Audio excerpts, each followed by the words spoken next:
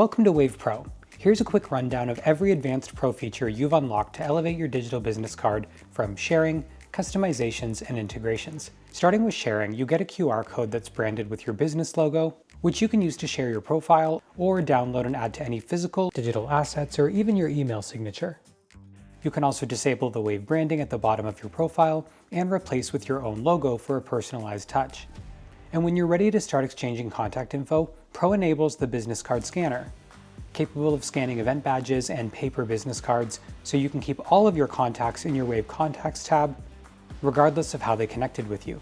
Plus, when adding contacts, Wave Pro automatically enriches contacts to fill in any blanks that may have been missed on their profile, like their industry or their company size, so you get the full picture. You've also unlocked advanced customization features to match your exact branding. You can change the layout from the default layout to a full photo layout to full background layout. You also get to customize everything from the background color to the text to the button style and the color, and even down to the font to make a page that fits your unique style. Wave Pro also unlocks CRM integration so that you can seamlessly connect your Wave to your third-party services, from everything like Outlook or Google Contacts up to HubSpot and even Pipedrive.